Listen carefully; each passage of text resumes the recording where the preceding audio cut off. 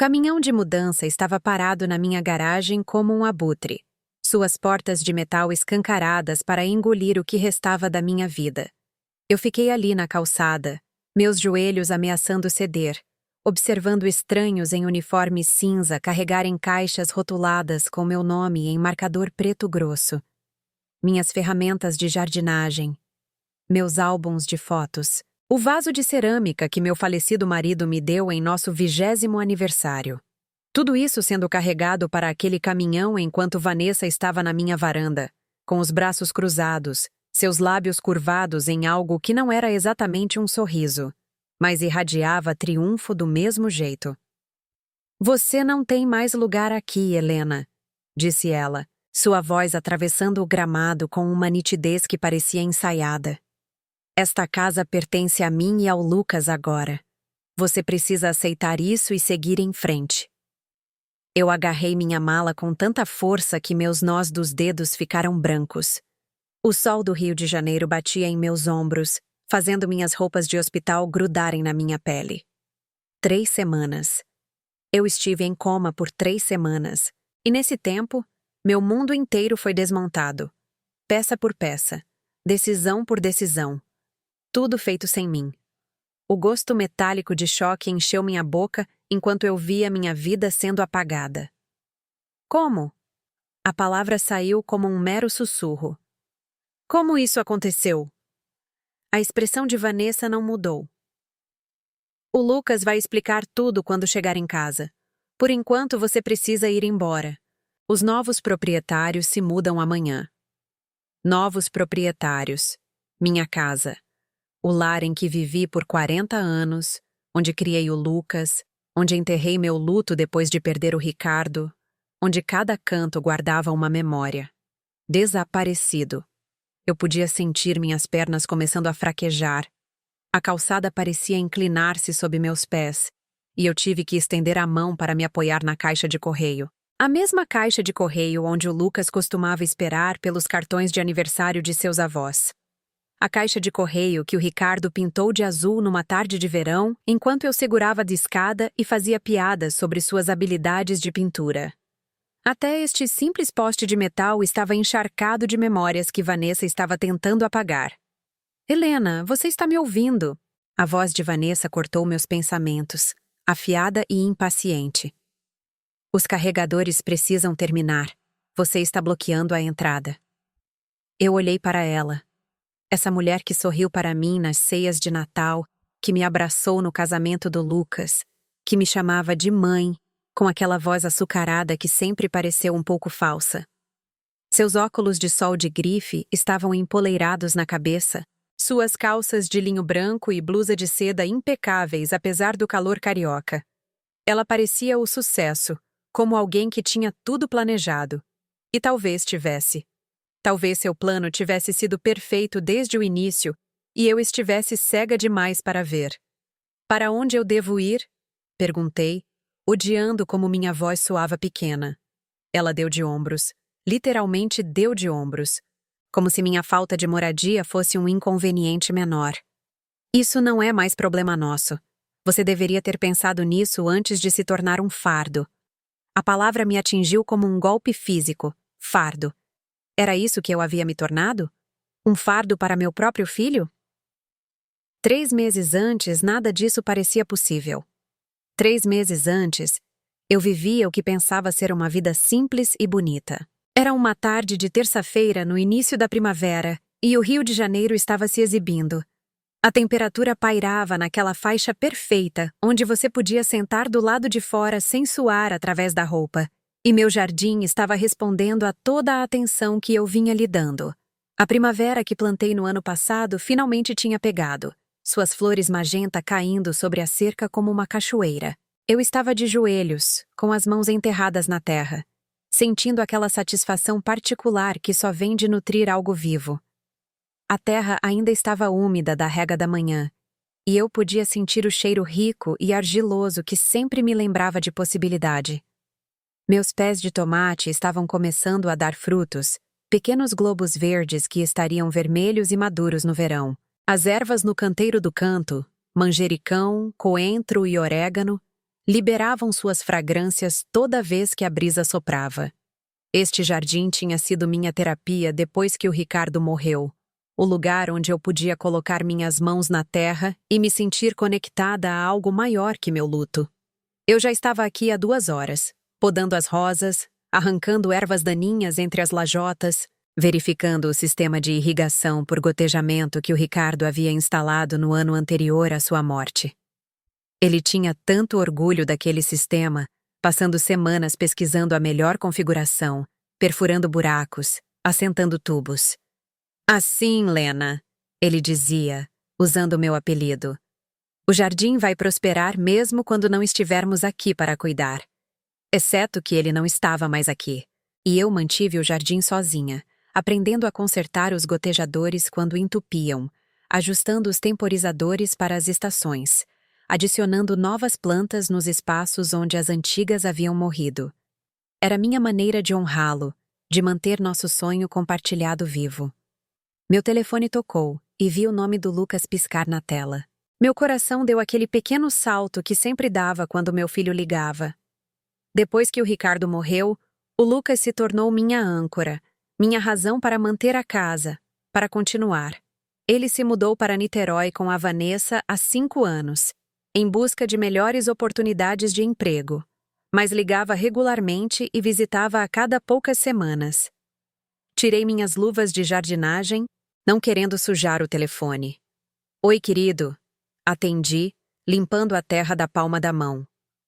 Mãe, a Vanessa e eu queremos descer neste fim de semana.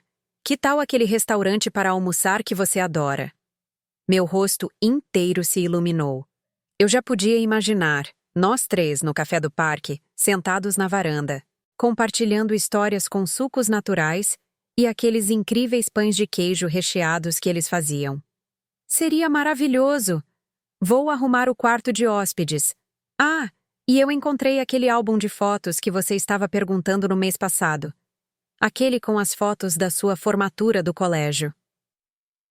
Houve uma pausa do outro lado, apenas uma batida longa demais. Na verdade, mãe, não precisa fazer isso. Estamos pensando em ficar em um hotel. Te dar um pouco de espaço, sabe? As palavras pareceram uma pequena rejeição, embora eu tentasse não levar para esse lado. Um hotel? Mas vocês sempre ficam aqui. Eu não me importo com a companhia, querido. Sério, eu adoro ter vocês aqui. Eu sei, mas é mais fácil assim. A Vanessa tem algumas ligações de trabalho para fazer, e você sabe como ela é com privacidade. Além disso, provavelmente vamos chegar tarde na sexta à noite, e eu não quero te acordar. Algo em seu tom parecia estranho, mas eu descartei. Eu estava sempre procurando problemas que não existiam, sempre preocupada em ser muito grudenta, muito carente desde que o Ricardo se foi. Minha terapeuta havia me alertado sobre isso, sobre projetar meu medo de abandono no meu relacionamento com o Lucas. O que for mais confortável para vocês, querido. Fico feliz em te ver. Ótimo! A gente te pega no sábado por volta das 11? Perfeito! Estarei pronta. Depois que desligamos, fiquei sentada no jardim por um tempo, meu telefone ainda na mão. O mal-estar persistia, uma pequena sombra que eu não conseguia afastar. O Lucas andava diferente ultimamente, mais distante, suas ligações mais curtas e menos frequentes. Quando conversávamos, ele parecia distraído, sua atenção em outro lugar. Eu atribuí isso ao estresse do trabalho. Ele havia sido promovido a gerente de contas sênior em sua empresa há 6 meses, e eu sabia que a pressão era intensa. Mas havia algo mais também, algo que eu não conseguia nomear. A maneira como ele começou a fazer perguntas sobre minhas finanças, sobre se eu havia considerado diminuir de tamanho, sobre meus planos de aposentadoria. Na época, pensei que ele estava apenas sendo um bom filho, cuidando de mim. Agora, pensando bem, me pergunto se a armadilha já estava sendo montada. Voltei para a minha jardinagem, mas a alegria havia se esvaído. Meus joelhos já estavam começando a doer de qualquer maneira. Aos 68 anos, eu não conseguia passar tantas horas ajoelhada no chão duro como costumava. Juntei minhas ferramentas, lavei-as com a mangueira E entrei para tomar um banho e tirar a sujeira e o suor. A casa estava fresca e silenciosa, como sempre ficava à tarde. Eu vivi aqui por 40 anos. Comprei com o Ricardo quando o Lucas tinha apenas 2 anos. Cada cômodo guardava camadas de memórias. A sala de estar onde organizamos inúmeras festas de aniversário. A cozinha onde ensinei o Lucas a fazer a receita da avó dele de pudim de leite condensado. O quarto onde o Ricardo e eu conversamos até tarde da noite sobre nossos sonhos e medos. Eu andei lentamente, tocando nas coisas enquanto passava. A estante que o Ricardo construiu à mão, cada prateleira ligeiramente torta, mas resistente e cheia de nossa coleção de mistérios e suspenses. As fotos na lareira mostrando a progressão de nossa família. Jovens e esperançosos, depois com um bebê, depois um adolescente, depois apenas nós dois novamente quando o Lucas cresceu e se mudou. A última foto era da festa de 65 anos do Ricardo, poucos meses antes do diagnóstico de câncer. Ele estava sorrindo, com o braço ao meu redor, ambos felizes e inconscientes do que estava por vir. Eu deveria ter apreciado mais esses momentos. Eu deveria saber que nada dura para sempre. Aquele fim de semana veio e passou de forma agradável. Almoçamos no café do parque, e a Vanessa estava excepcionalmente quieta, deixando eu e o Lucas conduzirmos a maior parte da conversa. Ela ficava checando o telefone, suas unhas perfeitamente feitas batendo contra a tela. Lembro-me de pensar que ela parecia estressada, que talvez as coisas não estivessem indo bem em sua imobiliária. Eu deveria ter olhado mais de perto. Deveria ter visto o cálculo em seus olhos quando ela perguntou sobre meus planos de refinanciamento, sobre se eu havia atualizado meu testamento recentemente. Então, Helena, disse ela, interrompendo uma história que eu estava contando ao Lucas sobre o gato do vizinho que continuava visitando meu jardim. Você pensou mais sobre o que discutimos da última vez? Sobre potencialmente refinanciar para aproveitar as taxas de juros baixas? Larguei o garfo, tentando lembrar a que ela se referia.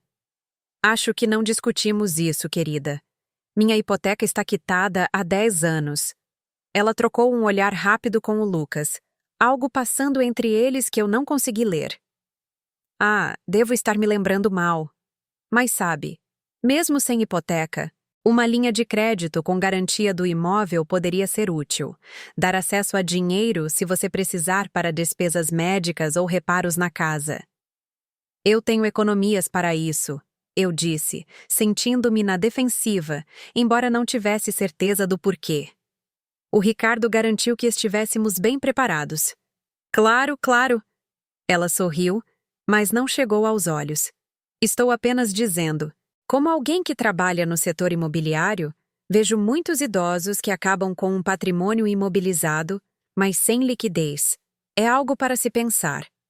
Lucas colocou a mão sobre a minha na mesa. Mãe, a Vanessa está apenas tentando ajudar. Ela entende muito disso. Eu sei que entende, querido. E agradeço a preocupação. Mas estou bem. De verdade. A conversa mudou de assunto. Mas a semente havia sido plantada. Nas semanas seguintes, a Vanessa mencionou isso de novo. E de novo, sempre envolto em preocupação, sempre enquadrado como um conselho útil. Ela me enviou artigos sobre hipotecas reversas, sobre planejamento de sucessão, sobre os benefícios de colocar a propriedade em um fundo. Cada vez, o Lucas ligava para acompanhar, perguntando se eu tinha lido as informações, se eu tinha pensado no que a Vanessa sugeriu. Comecei a me sentir pressionada, embora não conseguisse articular exatamente o porquê. Eles não estavam me pedindo para fazer nada irracional. Estavam apenas oferecendo conselhos. Mas algo na persistência disso, na maneira como continuavam voltando para minha casa e minhas finanças, me deixava desconfortável. Elisa também notou. Estávamos tomando um café uma tarde, sentadas no meu jardim, enquanto ela me ajudava a escorar os pés de tomate que estavam ficando pesados demais com os frutos. Eles estão perguntando sobre o seu dinheiro de novo? Disse ela, com uma expressão cética. Helena, essa é a terceira vez este mês. Eles só estão preocupados comigo. garantindo que eu seja cuidada, ou garantindo que saibam exatamente quais ativos você tem. Elisa nunca foi fã da Vanessa. Ela dizia que havia algo calculista nela, algo que a lembrava dos vigaristas com quem lidou em seus dias como assistente jurídica. Não estou dizendo que estão planejando algo. Estou apenas dizendo, tome cuidado. Não assine nada sem que eu dê uma olhada primeiro. Elisa, eles são minha família. A família pode te machucar mais do que estranhos, querida. A família sabe onde estão todos os seus pontos fracos. Mas eu estava muito ocupada sendo grata pelo tempo com meu filho para notar a armadilha sendo montada. As dores de cabeça começaram 2 semanas depois. No início, pensei que fosse apenas o calor do rio, ou talvez eu precisasse de óculos novos. Mas elas pioraram, mais agudas, até que uma manhã acordei, e a dor era tão intensa que eu não conseguia enxergar direito. Consegui ligar para o Lucas antes que tudo ficasse escuro. Na verdade, isso não é totalmente verdade. Eu liguei para o Lucas, mas a Vanessa atendeu o telefone dele.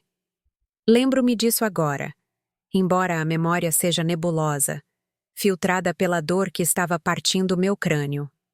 Helena? É cedo. Está tudo bem. Preciso do Lucas. Algo está errado. Minha cabeça. As palavras saíram arrastadas, e lembro-me de pensar que era estranho, que minha boca não estava funcionando direito. Helena, acalme-se. O que está acontecendo? Você se machucou? Minha cabeça. Dói. Eu não consigo. O telefone escorregou da minha mão e eu o ouvi cair no chão. A última coisa que me lembro é o azulejo frio contra minha bochecha e a voz da Vanessa, metálica e distante, chamando meu nome. Então, nada. Apenas escuridão e silêncio por 3 semanas. A próxima coisa que me lembro é de acordar em uma cama de hospital. Luzes fluorescentes queimando meus olhos, tubos saindo dos meus braços. Um médico cujo rosto eu nunca tinha visto antes estava de pé sobre mim, falando naquele tom cuidadoso e medido que os profissionais médicos usam ao dar notícias que podem quebrar alguém. Dona Helena, a senhora esteve em coma induzido por 3 semanas. Teve uma hemorragia cerebral grave, mas conseguimos aliviar a pressão. A senhora tem muita sorte de estar viva. Sorte. Essa palavra viria a me assombrar. Minha boca estava seca, meus lábios rachados. Tentei falar, mas apenas um sussurro saiu. O que aconteceu? A senhora desmaiou em sua casa. Pelo que entendemos, ligou para o telefone do seu filho e, quando não conseguiram uma resposta, chamaram os serviços de emergência. Os paramédicos a encontraram inconsciente. A senhora foi trazida para cá para uma cirurgia de emergência para aliviar a pressão no cérebro. Processei isso lentamente, meus pensamentos se movendo através da lama. 3 semanas. Eu havia perdido 3 semanas da minha vida. Há quanto tempo estou acordada? Cerca de 10 minutos. A senhora tem saído da sedação gradualmente. Precisamos fazer alguns exames, avaliar sua função cognitiva, garantir que não haja danos permanentes. Danos permanentes. As palavras ecoaram na minha cabeça. O que isso significava? Eu ainda seria capaz de pensar com clareza? De lembrar das coisas? De ser eu mesma? Lucas estava lá, sentado na cadeira perto da janela, o rosto tenso e cansado. Quando ele viu meus olhos abertos, correu para o meu lado. Mãe, graças a Deus, estávamos com tanto medo. Tentei alcançá-lo, mas meu braço parecia pesar 100 quilos. Tudo estava pesado, lento. Lucas, você veio. Claro que vim. Estive aqui todos os dias. Sua mão apertou a minha e por um momento, tudo pareceu bem. Meu filho estava aqui. Eu estava viva. Superaríamos isso juntos. Todos os dias? A linha do tempo me confundiu. Por quanto tempo? 3 semanas, mãe. Você esteve inconsciente por 3 semanas. A informação não penetrou completamente. 3 semanas era uma abstração, um número sem significado. Seu trabalho. Você tirou uma folga? Algo piscou em seu rosto, rápido demais para eu identificar. Não se preocupe com isso. Apenas se concentre em melhorar. Vanessa apareceu na porta então, segurando 2 copos de café.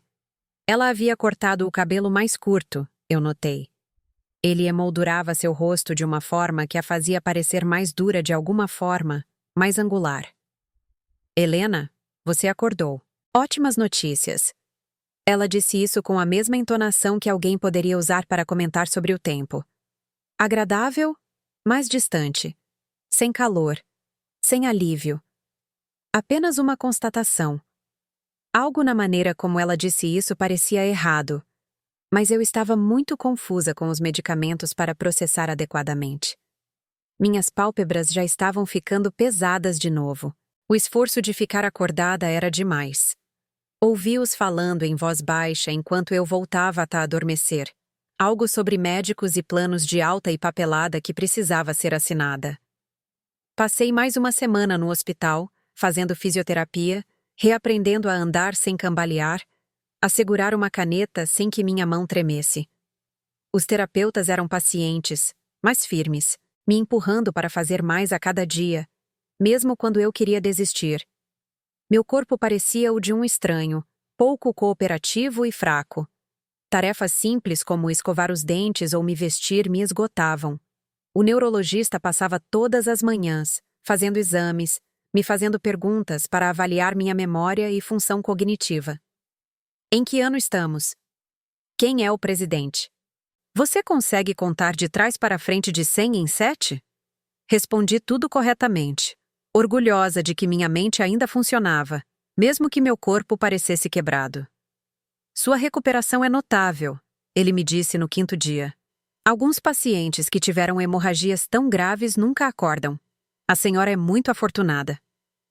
Afortunada. Sorte. Todos continuavam usando essas palavras, mas eu não me sentia afortunada. Sentia-me confusa e assustada, e completamente dependente dos outros pela primeira vez na minha vida adulta.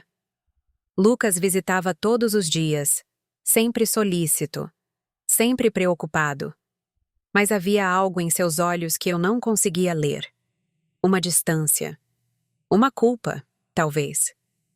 Ele me trazia coisas de fora, revistas que eu não pedia, flores para as quais as enfermeiras tinham que encontrar vasos, comida de restaurantes que eu estava enjoada demais para comer. Parecia que ele estava tentando compensar algo, embora eu não pudesse imaginar o quê. Vanessa também vinha, embora com menos frequência. Ela se sentava no canto, trabalhando em seu laptop, atendendo ligações no corredor. Uma vez, acordei de um cochilo e a ouvi ao telefone do lado de fora do meu quarto. A papelada foi aprovada. Está tudo em ordem. Não, ela não suspeita de nada. Ela mal está coerente na maior parte do tempo. Sim, tenho certeza. Quando ela tiver alta, será tarde demais para ela contestar. Eu disse que vou resolver. Eu disse a mim mesma que tinha ouvido errado, que os medicamentos estavam me deixando paranoica. Vanessa estava falando de um cliente, de um de seus negócios imobiliários. Não tinha nada a ver comigo, mas o mal-estar se instalou no meu estômago como uma pedra e ficou lá. Quando finalmente me deram alta, o Lucas me buscou. Vamos te levar para casa, ele disse. Mas sua voz tinha aquela mesma qualidade estranha da ligação meses atrás. O caminho para minha casa pareceu errado desde o início. Lucas fez curvas que eu não reconheci, e quando perguntei sobre isso, ele disse que estava evitando obras. Mas não havia obras no nosso caminho habitual. Eu o havia dirigido 1000 vezes. Entramos na minha garagem e senti uma onda de alívio ao ver minha casa ainda de pé. Meu jardim ainda florido. Mas quando entrei pela porta da frente, tudo mudou. Meus móveis haviam sumido. Não todos, mas as peças que importavam. A poltrona de couro do Ricardo, aquela em que ele se sentava todas as noites para ler o jornal. O couro amaciado por anos de uso. A mesa de jantar que escolhemos juntos em nossa lua de mel em Búzios, de mogno maciço com pernas esculpidas que sobreviveram a décadas de jantares em família. As fotos da família que ladeavam o corredor, nossa história visual, todos os momentos que marcaram nossa vida juntos. Em seu lugar, havia coisas que eu não reconhecia. Móveis modernos com arestas vivas e cores neutras. Arte abstrata nas paredes que costumavam guardar minhas memórias. Fiquei no meio da sala de estar, virando lentamente, tentando entender o que estava vendo. Esta não era minha casa. Ou era, mas havia sido transformada em algo alienígena, algo que pertencia a estranhos. O que é isso? Virei-me para o Lucas, minha cabeça começando a latejar novamente. Onde está a poltrona do seu pai? Onde estão as fotos? Vanessa emergiu da cozinha, segurando uma taça de vinho. Na minha casa, no meio da tarde, bebendo vinho como se fosse a dona do lugar. Fizemos uma redecoração. A casa precisava de uma atualização. Redecoração? Esta é a minha casa. Por que vocês mudariam tudo sem me perguntar? Lucas colocou a mão no meu ombro. Aquela pressão suave que costumava me confortar. Mas agora parecia um peso, como se estivesse tentando me segurar. Mãe, você passou por um trauma. Sua memória pode estar um pouco confusa. Conversamos sobre isso antes da sua cirurgia. Você disse que poderíamos ajudar a modernizar o lugar. Eu sei que você está aí ouvindo isso, gritando para eu lutar, para chamar a polícia, para fazer alguma coisa. Mas você tem que entender como é quando seu próprio filho olha nos seus olhos e diz que sua memória está errada. Quando a pessoa em quem você mais confia no mundo faz você duvidar da sua própria sanidade. Não é como ser enganado por um estranho. É como se o chão sob seus pés se transformasse em areia movediça. O neurologista havia me avisado que eu poderia ter algumas lacunas de memória, que a hemorragia e o coma poderiam ter afetado minha capacidade de formar novas memórias nos dias que antecederam meu colapso. Seria possível? Eu tinha concordado com isso e simplesmente esquecido. Minha cabeça estava latejando e eu estava tão cansada. A viagem do carro para a casa me esgotou. Eu não me lembro dessa conversa, eu disse lentamente, cuidadosamente, tentando me agarrar à minha certeza, mesmo enquanto a dúvida se insinuava. Os médicos disseram que isso poderia acontecer, acrescentou Vanessa, sua voz escorrendo falsa simpatia. Ela se aproximou e eu pude sentir o cheiro do perfume dela, algo caro e enjoativo. Problemas de memória são comuns depois do que você passou. Não se preocupe. Estamos aqui para ajudá-la a se ajustar. Eu queria discutir, mas estava tão cansada. O quarto estava girando um pouco, e tudo o que eu queria era deitar na minha própria cama. Exceto que quando cheguei ao meu quarto, aquilo também estava diferente. Roupa de cama nova em cores que eu nunca escolheria, cinza e branco onde eu sempre preferi tons de terra quentes, cortinas novas, pesadas e modernas, bloqueando a luz com a qual eu amava acordar. Meu porta-joias havia sumido da cômoda, a pequena caixa de madeira entalhada que o Ricardo trouxera de uma viagem de negócios à Tailândia. Dentro estavam as pérolas da minha avó, meu anel de casamento, um par de brincos de esmeralda que o Ricardo me deu no nosso 25º aniversário. Onde estão minhas coisas? O pânico estava subindo agora, quente e agudo no meu peito. Onde está meu porta-joias? Onde estão todas as minhas roupas? Nós colocamos tudo em um depósito, disse Lucas rapidamente, rápido demais. Apenas temporariamente, enquanto reformávamos. Vamos pegar tudo de volta em breve. Mas algo em seus olhos me disse que era mentira. Meu filho, meu lindo menino que criei para ser honesto e gentil, estava mentindo na minha cara. E eu não sabia como processar essa verdade sem desmoronar completamente. Eu quero ver o depósito. Eu quero pegar minhas coisas. Vanessa se interpôs entre nós, sua expressão endurecendo. Helena, você está exausta. Acabou de sair do hospital. Vamos acomodá-la e podemos lidar com tudo isso mais tarde. Mas eu preciso das minhas roupas. Eu preciso... Nós compramos roupas novas para você. Está tudo no armário. Agora, por que você não se deita um pouco? Você está claramente sobrecarregada. Ela estava me conduzindo em direção à cama, sua mão no meu cotovelo, firme e insistente. Eu me vi sentando, depois deitando, porque não tinha forças para resistir. Os travesseiros cheiravam errado, algum perfume floral que não era meu. Nada era mais meu. Naquela noite, depois que eles saíram, prometendo voltar no dia seguinte para me ajudar a me instalar, sentei-me na minha sala de estar estrangeira e tentei juntar as peças do que estava acontecendo. A casa parecia um cenário de teatro, cuidadosamente arranjado, mas oco. Levantei-me, minhas pernas ainda instáveis, e comecei a abrir gavetas, a olhar nos armários. A maioria dos meus pertences pessoais havia sumido. Álbuns de fotos, cartas, a pequena caixa de cerâmica onde eu guardava a aliança de casamento do Ricardo. Na cozinha, abri todos os armários, encontrando pratos que não reconhecia, copos em formatos que nunca comprei. Minha velha cafeteira, aquela que o Ricardo e eu ganhamos de presente de casamento, havia sumido, substituída por alguma máquina de expresso complicada que eu não sabia usar. Até os ímãs na geladeira eram diferentes, paisagens genéricas em vez da coleção de lembrancinhas de todos os lugares para onde viajamos. Eu estava tremendo quando cheguei à lixeira sob a pia. Quase não olhei dentro, mas algo me fez puxar o cesto, para vasculhar o pó de café e as toalhas de papel amassadas. E lá, no fundo, encontrei algo que fez meu sangue gelar. Era um documento, rasgado ao meio, mas ainda legível. Um formulário de transferência de propriedade datado de 3 semanas atrás, bem quando eu estava em coma. E na parte inferior, onde minha assinatura deveria estar, havia um rabisco que não parecia em nada com minha caligrafia. Tirei os pedaços com as mãos trêmulas, juntando-os no balcão.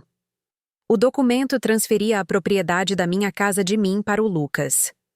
A assinatura era grosseira, obviamente falsificada, mas tinha firma reconhecida em cartório. Alguém havia testemunhado essa assinatura falsa e a carimbado como oficial. Isso não era redecoração, isso era roubo. Meu próprio filho havia roubado minha casa enquanto eu estava inconsciente em uma cama de hospital. Fiquei ali no balcão da cozinha pelo que pareceram horas, olhando para aqueles pedaços de papel rasgados. A assinatura nem era uma boa falsificação. Minha caligrafia sempre foi limpa. Precisa, anos de treinamento em colégio de freiras que nunca me abandonaram. Aquilo era um rabisco, trêmulo e incerto. Qualquer um que me conhecesse reconheceria como falso imediatamente. Mas quem verificaria? Quem questionaria um filho administrando os assuntos de sua mãe inconsciente? Eu não dormi naquela noite. Sentei-me à mesa da cozinha, olhando para aqueles pedaços de papel rasgados, tentando entender como isso tinha acontecido. Como o menino que eu criei, o homem por quem sacrifiquei tudo, pôde fazer isso comigo. A casa rangia ao meu redor, sons familiares em um espaço desconhecido, e eu me senti como um fantasma assombrando minha própria vida. Pensei em todas as vezes que defendi o Lucas para o Ricardo. Quando o Lucas tinha 16 anos e foi pego roubando em uma loja por um desafio, o Ricardo queria ser duro, mas eu argumentei por compreensão, por uma segunda chance. Quando o Lucas largou a faculdade no 3º ano porque estava se encontrando, o Ricardo ficou furioso, mas eu apoiei a escolha do Lucas, mesmo que isso significasse que o dinheiro da mensalidade foi desperdiçado. Quando o Lucas fez investimentos arriscados que perderam milhares de reais, o Ricardo queria cortar sua mesada, mas eu ajudei a cobrir suas perdas. Você é muito mole com ele, Lena, o Ricardo havia dito. Você está ensinando a ele que não há consequências. Ele está aprendendo. Ele é jovem. Todos nós cometemos erros. Mas ele nunca parece aprender com eles. Ele apenas espera que você o salve, e você sempre o faz. O Ricardo estava certo? Eu permiti isso. Eu criei um homem que pensava que podia pegar o que quisesse de mim porque eu nunca disse não? Quando o Lucas e a Vanessa apareceram na manhã seguinte, eu estava pronta para eles. Ou pensei que estava. Eu ensaiei o que queria dizer, como os confrontaria com as evidências. Mas a Vanessa olhou para o meu rosto e soube que algo havia mudado. Dormiu bem, Helena? Ela perguntou, seus olhos percorrendo a cozinha, provavelmente procurando o documento que eu havia encontrado. Eu o coloquei no centro da mesa, as duas metades unidas, presas por uma xícara de café em cada extremidade. Encontrei algo interessante no lixo, eu disse, minha voz mais firme do que eu me sentia. Um formulário de transferência de propriedade, com minha assinatura falsificada. O cômodo ficou em silêncio. O rosto do Lucas perdeu a cor, mas a Vanessa apenas sorriu. Aquele sorriso frio e calculista que eu confundi com calor tantas vezes antes. Essa é uma acusação muito séria, disse ela suavemente, puxando uma cadeira e sentando-se como se fosse a dona do lugar. O que, segundo este documento, ela era. Especialmente vindo de alguém que acabou de acordar de um coma. Alguém cuja memória é, por admissão dos próprios médicos, não confiável. Minha memória está ótima, e essa não é minha assinatura. Mãe. Lucas deu um passo à frente, sua expressão dolorida. Ele não olhava para o documento, não olhava diretamente para mim. Seus olhos continuavam a percorrer o cômodo como se estivesse procurando uma rota de fuga. Você está confusa. Você assinou esse formulário antes da sua cirurgia. Não se lembra? Você estava preocupada com o que aconteceria se não sobrevivesse e queria garantir que eu seria cuidado. O gaslighting foi tão suave, tão praticado, que quase acreditei nele. Quase. Mas eu olhei para aquela assinatura muitas vezes durante a noite. Eu conhecia minha própria caligrafia, e aquela não era. Peguei o documento, segurando-o contra a luz da manhã que entrava pela janela. Olhe para esta assinatura, Lucas. Olhe bem. Isso parece com a minha caligrafia para você? Ele olhou rapidamente, depois desviou o olhar. Você estava doente, mãe. Sua mão provavelmente estava tremendo. Eu estava inconsciente, esse é o ponto. Eu não poderia ter assinado nada porque estava em coma. Vanessa se levantou, alisando a saia com um gesto casual que de alguma forma transmitia controle total. O carimbo do cartório diz o contrário. Você está acusando um tabelião licenciado de fraude? Estou acusando vocês de fraude. O sorriso dela se alargou. Então vamos contratar um perito em caligrafia para verificar, eu disse, observando-a com atenção. Se você quer gastar dinheiro com isso, fique à vontade. Mas acho que você descobrirá que os tribunais tendem a ficar do lado da documentação clara, em vez das lembranças confusas de uma paciente recém-saída de coma. Ela fez uma pausa, deixando aquilo penetrar. E, por falar em tribunais, você tem alguma ideia de quanto uma batalha legal lhe custaria? Dezenas de milhares de reais. Talvez centenas de milhares. Você tem esse tipo de dinheiro, Helena. A armadilha estava se fechando, e eu podia ver todos os dentes. Ela estava certa. Lutar contra isso me levaria à falência, especialmente se eles já tivessem esvaziado minhas contas. Eu estaria apostando tudo em um sistema legal que poderia não acreditar em mim, que poderia ficar do lado da papelada oficial, em vez da minha palavra. Foi quando eu entendi. Eles planejaram isso. Cada passo. O momento do meu colapso, as 3 semanas em que não pude me defender, a trilha de papel cuidadosamente construída. Vanessa era advogada imobiliária. Ela sabia exatamente como fazer isso parecer legítimo. Quero que vocês dois saiam, eu disse, minha voz tremendo agora de raiva em vez de confusão. Saiam da minha casa. Na verdade, disse Vanessa pegando o telefone e me mostrando uma tela. Agora é a casa do Lucas. Legalmente. E decidimos que é melhor você encontrar outro lugar para morar. Você claramente não está bem o suficiente para manter uma propriedade deste tamanho sozinha. No telefone dela havia um documento oficial do cartório de registro de imóveis. A transferência de propriedade havia sido registrada e aceita. Aos olhos da lei, eu não era mais dona da minha casa. Olhei para o Lucas, esperando que ele a contradissesse, que dissesse que isso tinha ido longe demais.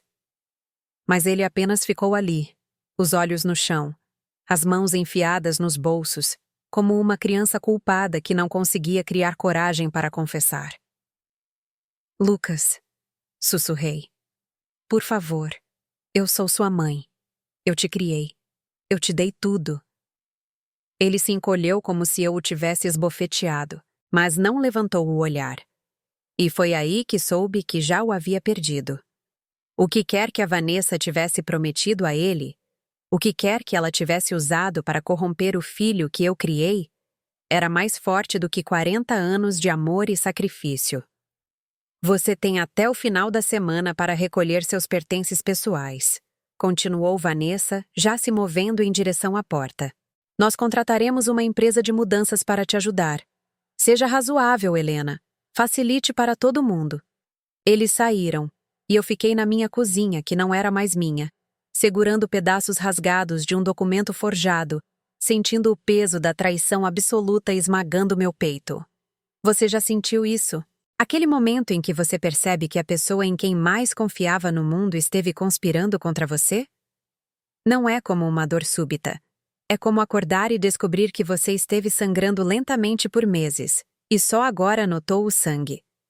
Consegui chegar ao sofá antes que minhas pernas cedessem. Sentei-me ali, naquele quarto estranho cheio de móveis que não escolhi, e me permiti desmoronar. Só por um momento. Apenas o tempo suficiente para sentir todo o peso do que me foi feito. Os soluços vieram de algum lugar profundo, um lugar que eu mantinha trancado desde que o Ricardo morreu. Chorei por meu marido, que não estava aqui para me ajudar. Chorei por meu filho, que se tornou alguém que eu não reconhecia. Chorei por mim mesma, pela confiança ingênua que estendi a pessoas que a viam apenas como uma fraqueza a ser explorada.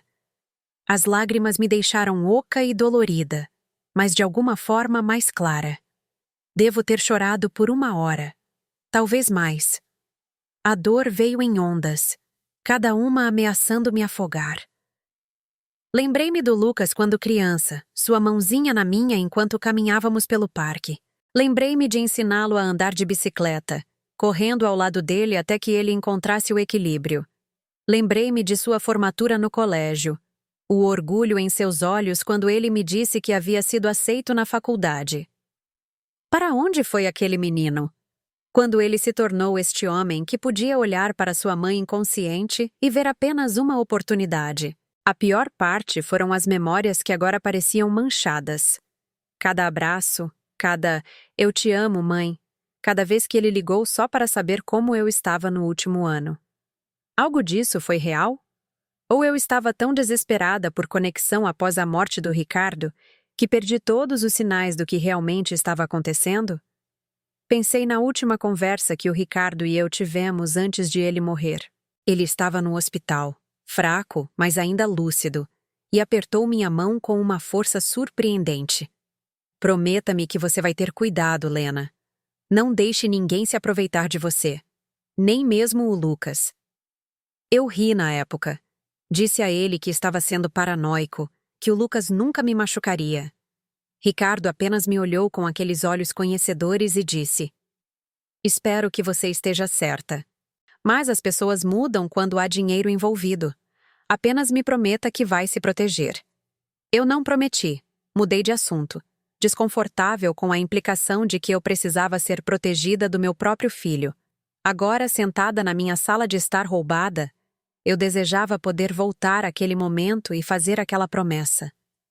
Eu desejava que o Ricardo estivesse aqui para me dizer o que fazer, como consertar este erro catastrófico que cometi ao confiar no Lucas. Mas o Ricardo se foi, e eu estava sozinha. Ou pensei que estava sozinha.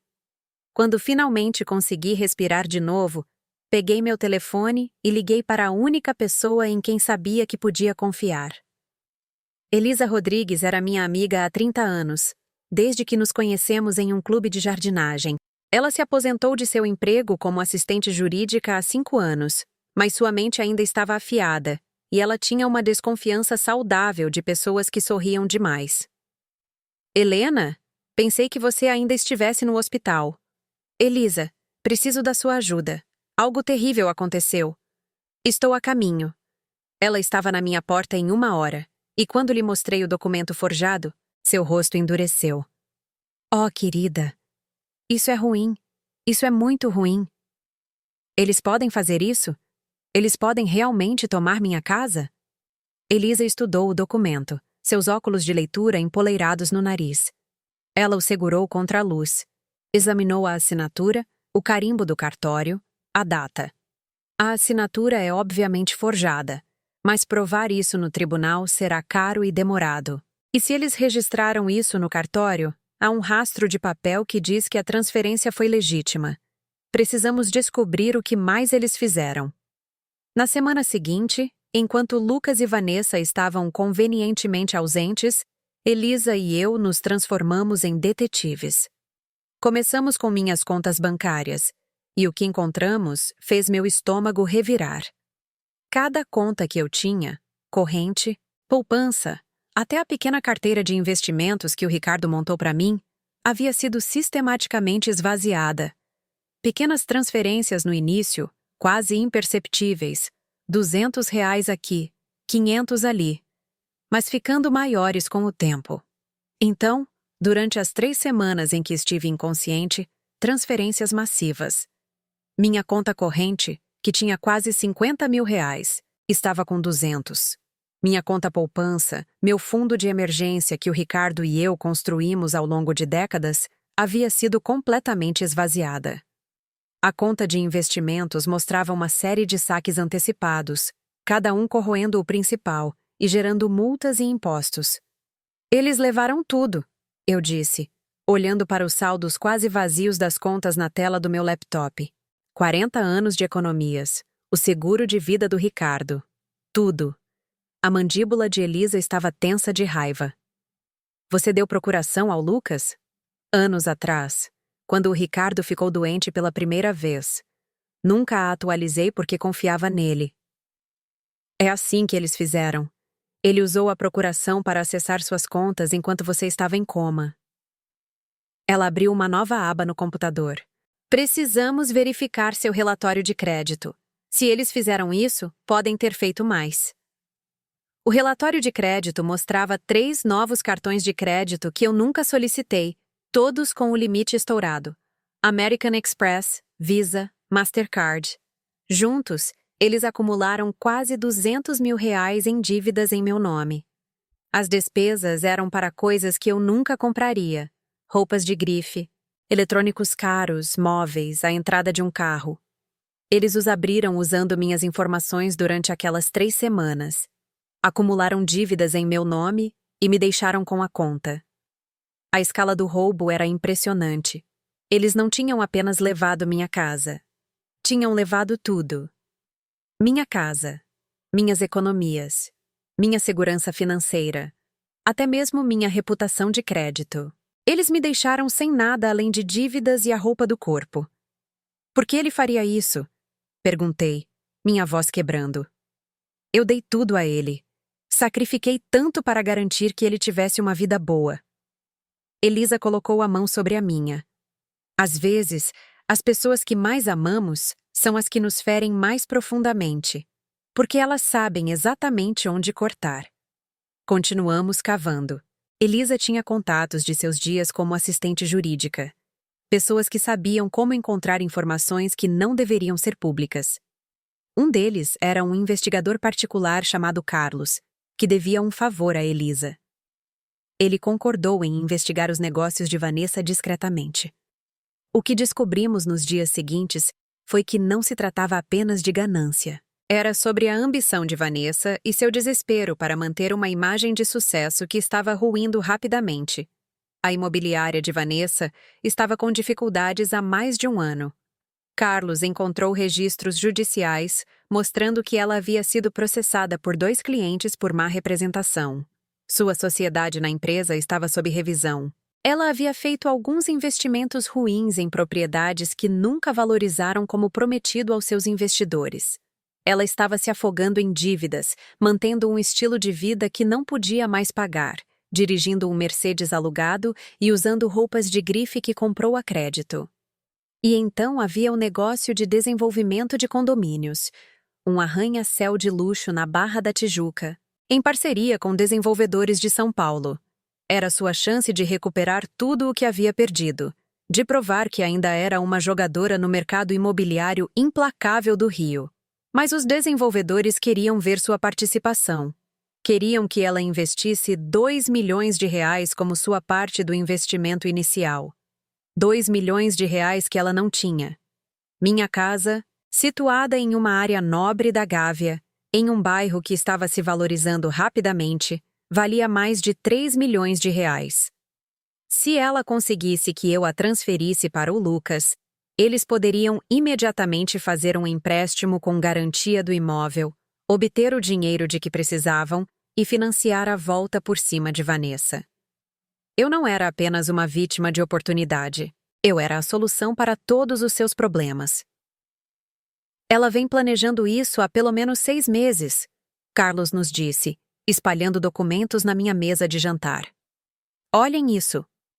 Ela contatou 3 cartórios diferentes sobre testemunhar documentos para alguém com mobilidade limitada. Ela estava montando sua rede, encontrando pessoas que não fariam muitas perguntas. Elisa e eu examinamos as evidências. Havia e-mails para o Lucas de Vanessa datando de 8 meses, menções casuais ao valor da minha casa, sugestões de que eu estava ficando velha demais para administrar uma propriedade tão grande, sementes sendo plantadas muito antes do meu colapso. Os e-mails que encontramos, enterrados na conta do Gmail raramente usada do Lucas que ele havia deixado logada no meu computador antigo, expunham tudo. Vanessa o pressionava há meses, mesmo antes do meu colapso, para me convencer a transferir a casa. Ela enquadrou isso como um cuidado com o meu futuro, protegendo-me do fardo da propriedade da casa. Mas o subtexto era claro. Ela queria meu ativo e estava disposta a manipular meu filho para obtê-lo. Havia um e-mail que me deixou fisicamente doente de ler. Era de Vanessa para o Lucas, datado de 2 dias após o meu colapso. Este é o momento perfeito. Ela nunca saberá o que aconteceu. Conseguimos que ela assine tudo enquanto está sedada, e quando acordar, será tarde demais para ela lutar contra isso. Sua mãe te ama. Ela vai entender eventualmente. E nós estaremos feitos para a vida. O negócio do condomínio vai nos render milhões, Lucas. Milhões. Esta é a nossa chance. Não deixe que alguma culpa descabida estrague isso para nós.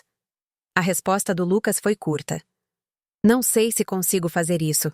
Ela é minha mãe. A resposta de Vanessa foi ainda mais curta. Então você não é o homem com quem pensei que me casei. Preciso de um parceiro que esteja disposto a fazer o que for preciso para ter sucesso. Se você não pode ser isso, então talvez precisemos reconsiderar este casamento.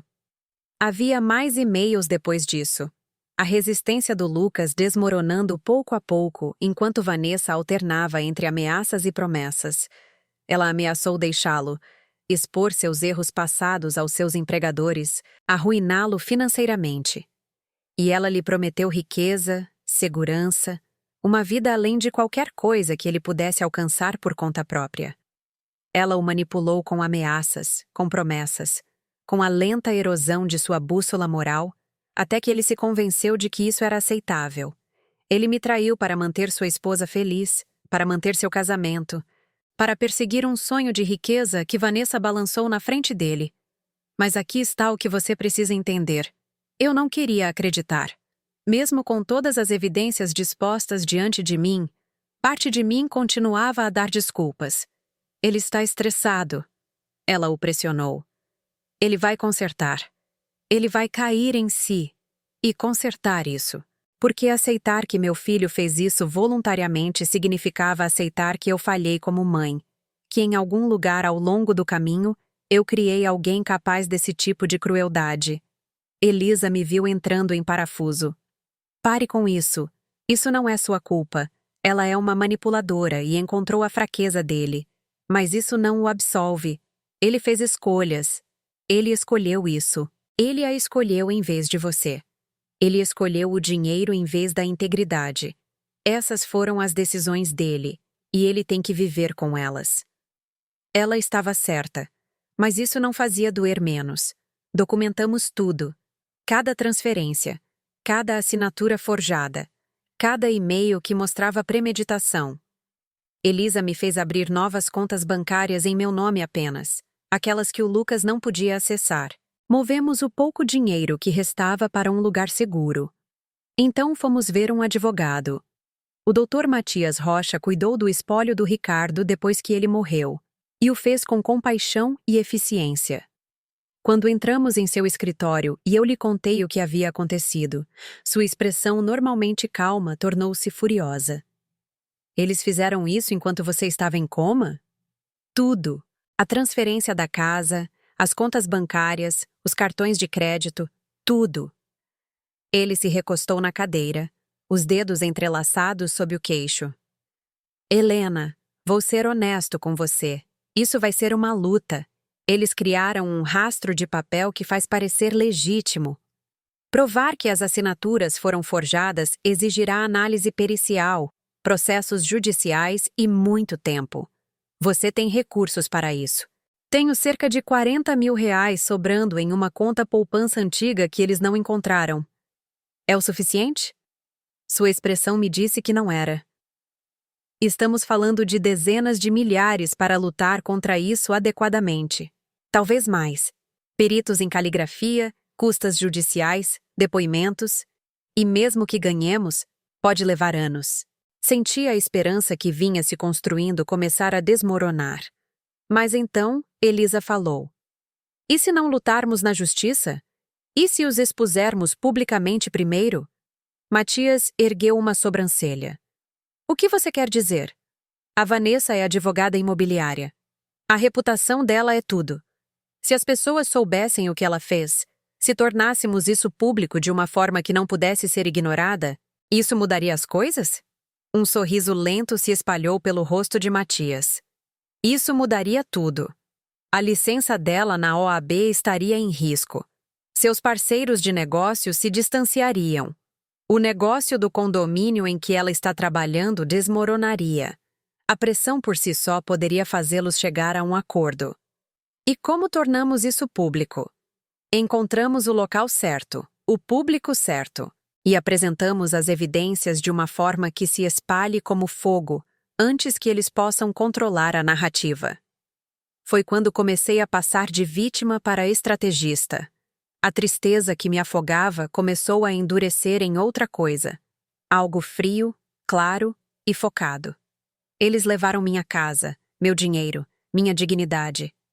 Mas eles subestimaram uma coisa crucial. Eles subestimaram minha vontade de sobreviver. Nas 2 semanas seguintes, fiz algo que nunca havia feito antes. Menti. Fingi. Interpretei o papel da velha confusa e derrotada que eles esperavam que eu fosse. Quando o Lucas ligou para saber como eu estava, minha voz soava frágil e resignada. Sim, querido. Estou olhando apartamentos. Você estava certo. A casa era demais para eu cuidar. Quando a Vanessa apareceu para me ajudar a empacotar, agradeci por sua gentileza. Deixei-a pensar que ela me quebrou completamente. Você foi tão paciente comigo. Sei que não tenho sido fácil de lidar. Cada palavra tinha gosto de veneno, mas eu sorria e acenava e deixava que pensassem que haviam vencido. À noite, enquanto eles pensavam que eu estava dormindo, Elisa e eu planejávamos. Mapeamos exatamente como os exporíamos, para quem contaríamos, quais evidências apresentaríamos. Matias nos ajudou a construir o caso, documentando cada crime que eles cometeram em uma linguagem que se sustentaria no tribunal. Criamos uma linha do tempo mostrando o padrão de abuso financeiro. Compilamos os documentos forjados. Organizamos os e-mails em uma narrativa que mostrava premeditação e conspiração. E preparamos uma apresentação que tornaria tudo inegavelmente claro. O estresse era enorme.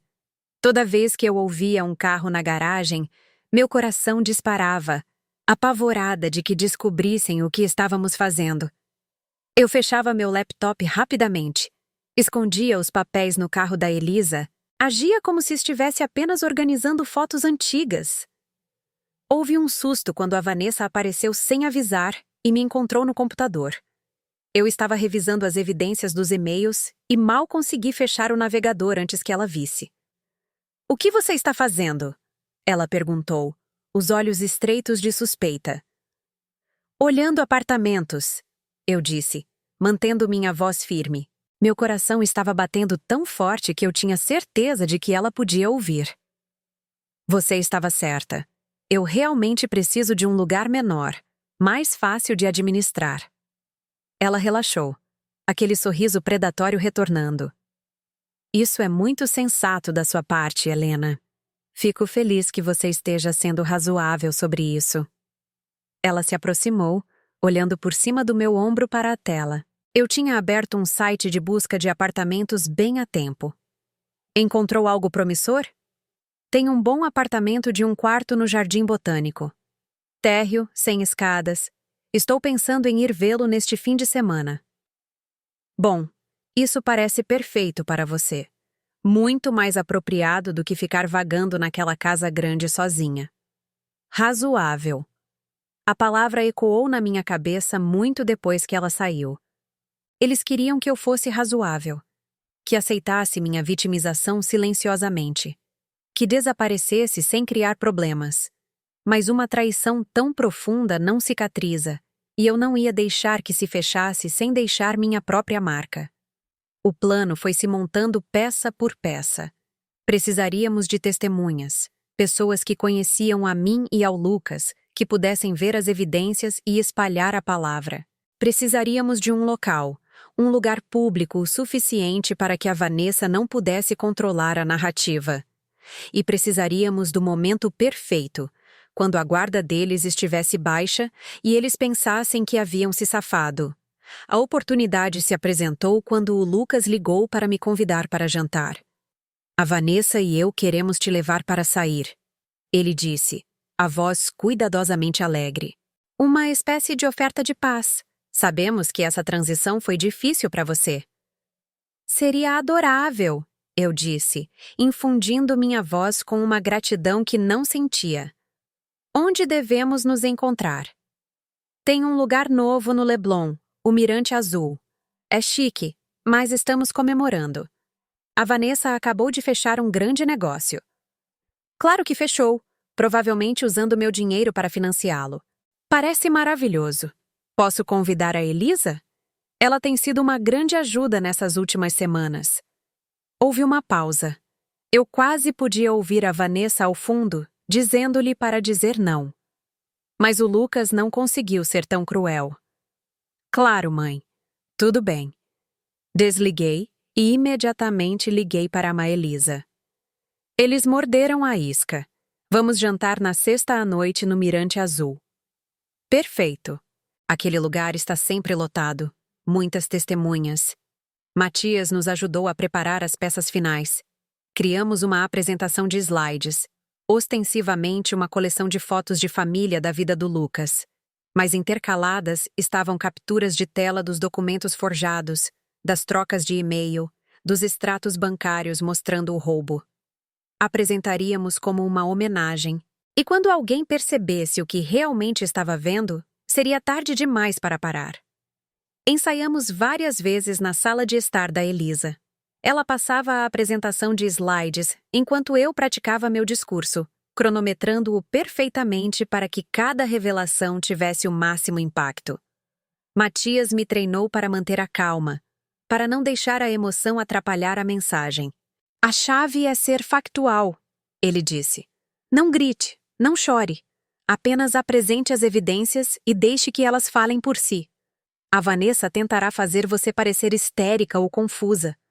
Não dê a ela essa abertura. Na noite anterior ao jantar, mal dormi. Fiquei repassando tudo na minha mente, imaginando como o Lucas reagiria, o que a Vanessa diria. Parte de mim ainda esperava que, quando confrontado publicamente, o Lucas desabasse e confessasse, implorasse por perdão e tentasse consertar as coisas. A mãe em mim queria acreditar que ainda havia algo de bom nele, que a Vanessa havia corrompido alguém que era fundamentalmente decente.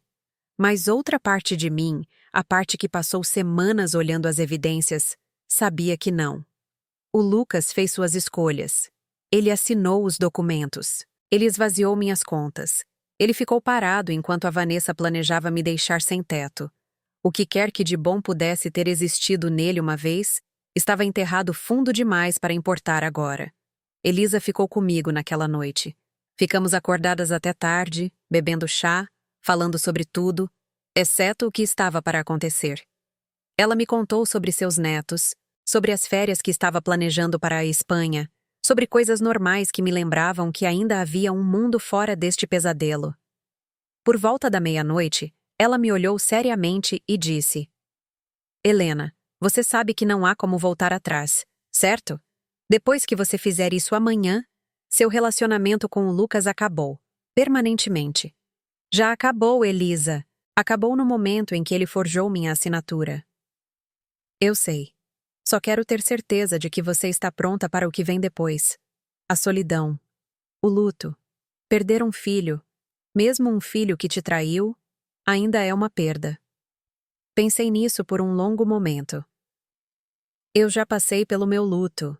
Estive de luto pelo filho que pensei ter. Amanhã estou apenas oficializando. No dia do jantar, me vesti com cuidado. Nem muito chique, nem muito simples. Escolhi um vestido azul marinho simples, o tipo de coisa que uma mulher usaria quando está tentando manter sua dignidade após um momento difícil. Eu queria parecer alguém que foi derrubada, mas estava tentando se manter firme. Eu queria que eles me subestimassem uma última vez. Elisa me buscou e dirigimos para o Leblon em silêncio. O sol estava se pondo sobre o mar, pintando o céu em tons de laranja e rosa.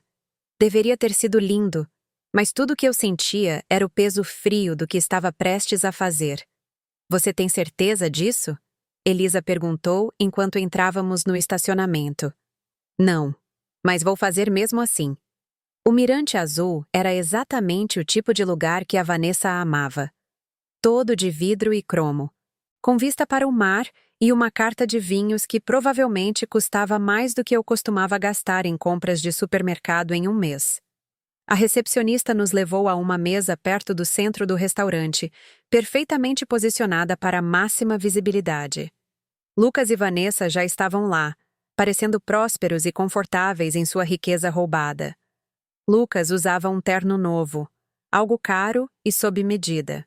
Vanessa estava coberta de joias que eu não reconhecia, diamantes que brilhavam toda vez que ela movia as mãos. Mãe, Lucas se levantou para me abraçar, e eu deixei, mesmo que seu toque fizesse minha pele arrepiar. Você está bonita. Obrigada, querido. Vocês dois também estão maravilhosos. Sentamos, e a conversa fiada começou. Vanessa dominou a conversa, falando sobre seus últimos empreendimentos imobiliários, sobre o carro novo que acabara de comprar, sobre seus planos de reformar minha casa antes de colocá-la no mercado. Cada palavra era uma faca, mas eu sorria, acenava e representava meu papel. Estamos pensando em abrir a sala de estar, talvez adicionar portas francesas para o jardim. A casa tem uma estrutura ótima, só precisa ser atualizada para os gostos modernos. Parece adorável, eu disse bebendo minha água. Tenho certeza de que vocês a deixarão linda. Ah, sim, tenho uma amiga designer que está louca para colocar as mãos nela. Ela diz que poderia ser destaque na casa e jardim quando terminarmos. Minha casa, minhas memórias, reduzidas a uma matéria de antes e depois em uma revista. Outros membros da família começaram a chegar. Eu os convidei, alegando que o Lucas queria uma celebração em família. Sua tia Diana, seu primo Marcos, até alguns amigos da família que o conheciam desde a infância. Quando todos estavam sentados, tínhamos uma mesa para 12, e o restaurante fervilhava com o tipo de energia que vem de boa comida e vinho caro. Isso é uma grande reunião, disse Vanessa, e eu pude ver o cálculo em seus olhos. Ela não conseguia descobrir meu ângulo, mas sabia que algo estava acontecendo. Bem, eu queria comemorar com todos. Eu disse docemente. Não é todo dia que seu filho lhe dá um presente tão importante. Lucas se mexeu desconfortavelmente. Ele sempre foi ruim em esconder seus sentimentos, e eu podia ver a culpa piscando em seu rosto. Mas Vanessa apertou sua mão, um gesto que parecia afetuoso, mas que eu reconheci como controlador. O jantar progrediu através de vários pratos. Mal provei nada. Meu estômago estava em nós, meu coração batendo tão forte que eu tinha certeza de que todos podiam ouvir. Elisa continuava me olhando, dando-me pequenos acenos de encorajamento. Ela tinha a apresentação de slides carregada em seu tablet, pronta para projetar no sistema de tela do restaurante que Matias convenceu o gerente a nos deixar usar. As entradas vieram e se foram. Depois, os pratos principais. Observei o Lucas cortar seu bife. Observei a Vanessa rir de algo que a tia Diana disse. Observei a mesa inteira relaxar na ilusão de que aquilo era apenas um agradável jantar em família. Finalmente, enquanto a sobremesa estava sendo servida, levantei-me e bati na minha taça de vinho. A mesa ficou em silêncio, os rostos se virando para mim com expectativa. Quero agradecer a todos por virem esta noite, eu disse, minha voz se projetando pelo espaço. Os últimos meses foram incrivelmente difíceis para mim. Tive uma crise de saúde e ainda estou me recuperando. Mas apesar de tudo, meu filho Lucas e sua esposa Vanessa foram muito atenciosos, tão cuidadosos, tão minuciosos na gestão dos meus assuntos enquanto eu estava incapacitada. O rosto do Lucas ficou pálido. Os olhos de Vanessa se estreitaram. Na verdade, eles foram tão minuciosos que achei que todos nós deveríamos ver exatamente o que eles realizaram. Elisa, você se importa? Elisa se levantou e conectou seu tablet ao sistema de exibição do restaurante. A tela na frente da sala se iluminou com uma foto do Lucas quando bebê, eu o segurando, meu rosto cheio de amor e esperança. Algumas pessoas sorriram, esperando uma típica apresentação de slide sentimental. Mas então as imagens mudaram. O formulário de transferência de propriedade forjado apareceu, com minha suposta assinatura circulada em vermelho. Em seguida, os extratos bancários, mostrando a drenagem sistemática de minhas contas. Depois, os cartões de crédito que nunca abri. Cada imagem ficava na tela o tempo suficiente para ser registrada antes de passar para a próxima. A mesa ficou em silêncio. Ao nosso redor, outros clientes começaram a notar. Celulares foram sacados. As pessoas começaram a tirar fotos da tela. Então vieram os e-mails. As palavras de Vanessa, frias e calculistas, projetadas para todos lerem. Este é o momento perfeito. Ela nunca saberá o que aconteceu. Suspiros percorreram a sala. Lucas tentou se levantar, dizer algo, mas a tia Diana colocou a mão em seu ombro e o empurrou para baixo. Sente-se e assista, disse ela, a voz como aço. Mais e-mails. Mais evidências. O rastro de papel da traição deles exposto em alta resolução para todos verem. Observei o rosto de Vanessa passar pelo choque, pela raiva e, finalmente, por um tipo de pânico encurralado ao perceber o que estava acontecendo. O slide final apareceu. Era uma mensagem simples em texto branco sobre um fundo preto. Eu posso ter estado dormindo, mas agora estou bem acordada. O restaurante explodiu, não em aplausos, mas em vozes raivosas, em acusações lançadas a Lucas e Vanessa. A tia Diana estava chorando, exigindo saber como seu sobrinho pôde fazer tal coisa.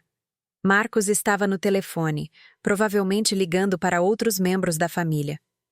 O gerente do restaurante apareceu, parecendo alarmado com a comoção. Eu fiquei lá, calma no centro da tempestade, e olhei para o Lucas. Ele não conseguia me encarar.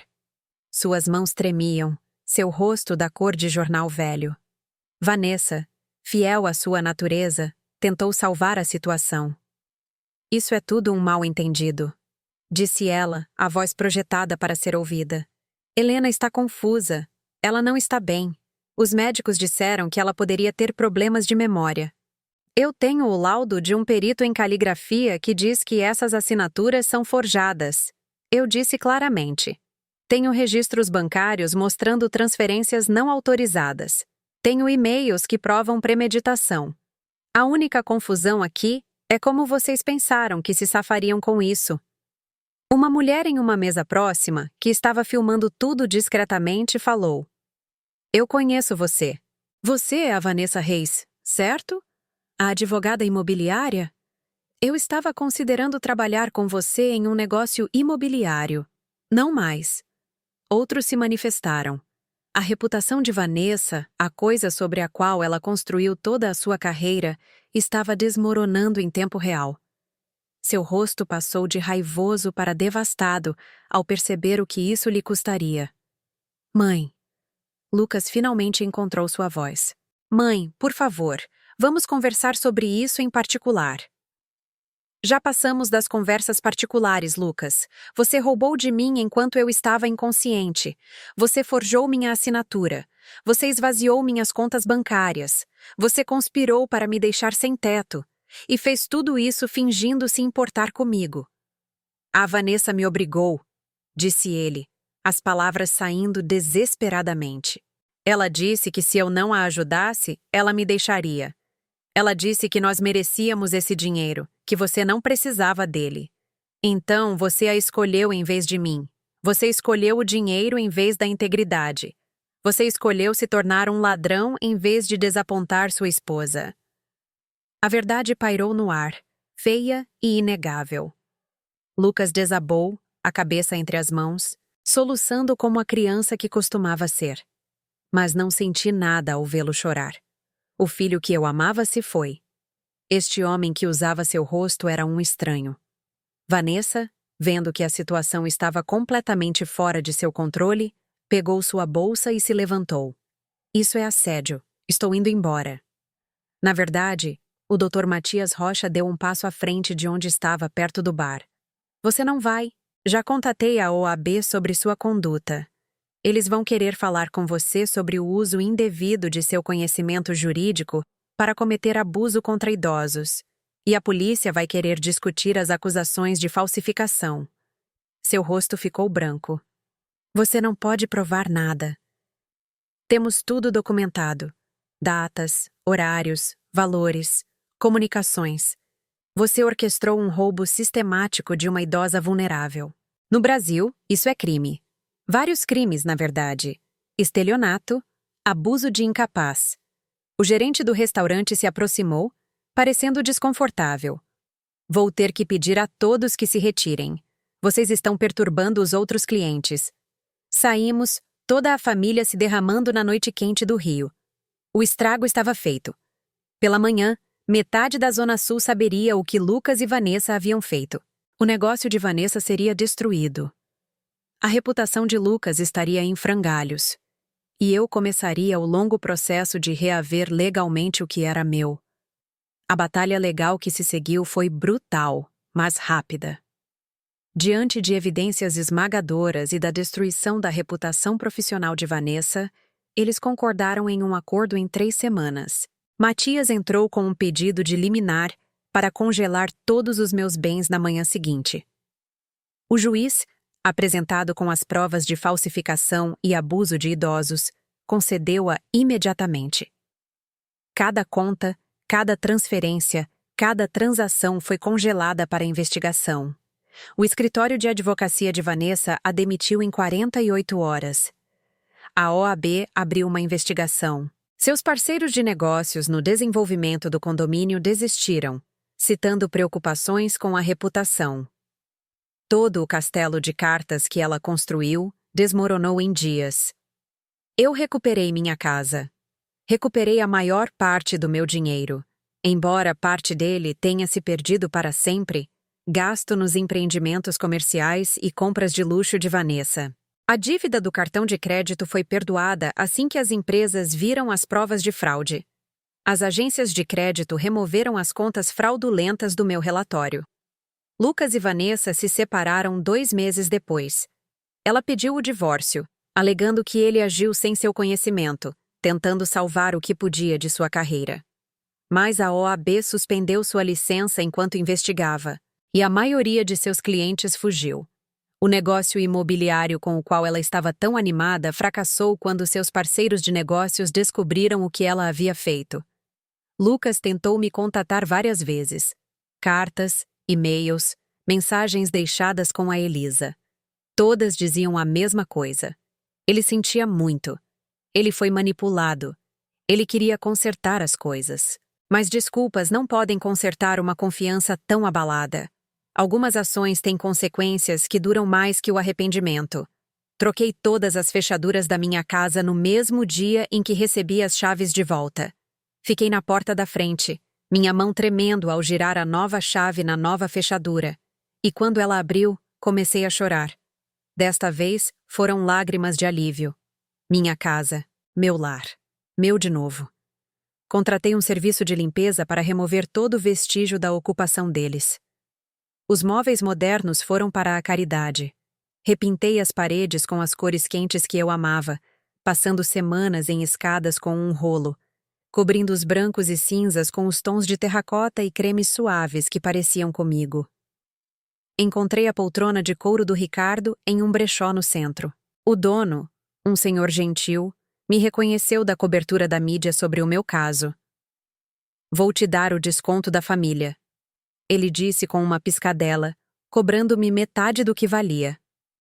A poltrona cheirava à casa de outra pessoa agora, mas eu a mandei limpar e hidratar profissionalmente, e lentamente começou a parecer familiar novamente. As fotos foram mais difíceis de recuperar. Muitas delas se foram para sempre, jogadas fora ou vendidas. Mas fiz um apelo nas redes sociais, pedindo a amigos e familiares que compartilhassem quaisquer fotos que tivessem de nossas reuniões de família, feriados, celebrações. Lentamente, minhas paredes começaram a se encher novamente de memórias. Não as mesmas, mas o suficiente para me lembrar de quem eu era antes de tudo isso acontecer. O jardim demorou mais para se recuperar. Eles o negligenciaram durante meu coma e nos meses seguintes, e muitas das minhas plantas morreram por falta de água e cuidado. A primavera da qual eu tanto me orgulhava ficou marrom e quebradiça. Os tomates murcharam no pé. As ervas não passavam de talos secos. Mas os jardins são resilientes. Com paciência e cuidado, a vida retorna. Passei horas limpando as plantas mortas, enriquecendo o solo com composto, preparando os canteiros para um novo crescimento. Plantei uma nova primavera, escolhendo uma variedade com flores magenta ainda mais brilhantes do que antes. Novas rosas em cores que eu nunca havia tentado. Novas ervas para minha cozinha, e desta vez adicionei lavanda, porque li que era bom para reduzir o estresse e a ansiedade. Todos os dias que eu trabalhava a terra, sentia-me um pouco mais como eu mesma. Minhas mãos na terra, o sol nas minhas costas, a simples satisfação de nutrir algo vivo. Esta era minha meditação, minha terapia, meu caminho de volta à integridade. Vizinhos com quem eu mal falava antes começaram a passar para saber como eu estava. Alguns trouxeram plantas para o jardim. Outros trouxeram travessas de comida e palavras gentis. A mulher do outro lado da rua, cujo nome eu vergonhosamente esqueci apesar de morar lá por 40 anos, apareceu com uma bandeja de empadinhas caseiras. "Eu deveria ter visitado mais quando você estava passando por tudo isso", ela disse.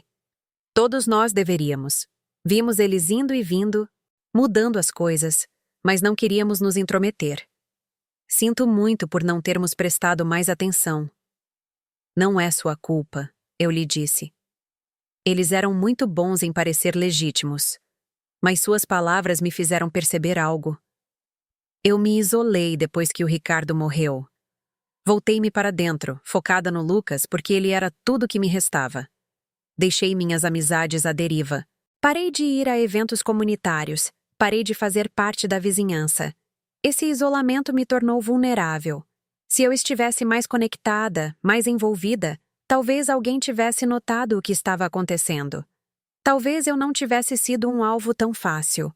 Elisa esteve comigo durante todo o processo, ajudando-me a organizar documentos legais, garantindo que eu comesse quando esquecia, sentando-se comigo nas noites difíceis em que a traição parecia pesada demais para carregar. "Você é mais forte do que pensa", ela dizia. E lentamente, comecei a acreditar nela. 6 meses após o jantar no Mirante Azul, sentei-me na minha varanda de manhã cedo, com café na mão, observando o sol nascer sobre meu jardim restaurado. A primavera havia florescido novamente, aquelas flores magenta caindo sobre a cerca como costumavam fazer. A casa parecia minha de novo, cheia de memórias que escolhi manter e novas que estava construindo. Comecei a ser voluntária em um centro de convivência para idosos, dando uma aula sobre educação financeira e proteção dos direitos dos idosos. Minha história se espalhou, e outros idosos que foram vitimados por membros da família me procuraram para aconselhamento. Tornei-me uma defensora, alguém que poderia alertar os outros sobre os sinais que perdi, as bandeiras vermelhas que ignorei. Confie, mas verifique. Esse se tornou meu mantra. Ame seus filhos, mas proteja seus bens. A família é preciosa, mas a vulnerabilidade pode ser explorada. Não foram lições cínicas. Foram lições realistas, duramente conquistadas através de uma experiência dolorosa. Não vou mentir e dizer que estou completamente curada. Ainda há momentos em que vejo um pai e um filho juntos, rindo, e sinto uma dor aguda no peito pelo que perdi. Há noites em que sonho com o Lucas quando menino, antes da Vanessa, antes da ganância, quando ele era apenas meu doce filho que acreditava na justiça e no certo. Esses sonhos doem mais porque sei que aquele menino se foi, se é que algum dia existiu. Mas também sei disto. Eu sobrevivi. Eu lutei. Recusei-me a ser apagada. A mulher que ficou naquela calçada vendo sua vida ser carregada para um caminhão não é a mesma mulher sentada nesta varanda hoje. Aquela mulher estava chocada, paralisada pela traição. Esta mulher é vigilante, forte e determinada a nunca mais ser uma vítima. Agora, antes de encerrar esta história, quero compartilhar algo importante com você, porque o que aconteceu comigo poderia acontecer com qualquer um. A dinâmica psicológica da minha história são exemplos clássicos de abuso financeiro de idosos combinado com manipulação familiar. O abuso financeiro de idosos é um dos crimes que mais crescem no Brasil, e geralmente é cometido por membros da família. Os sinais de alerta que perdi foram claros em retrospectiva.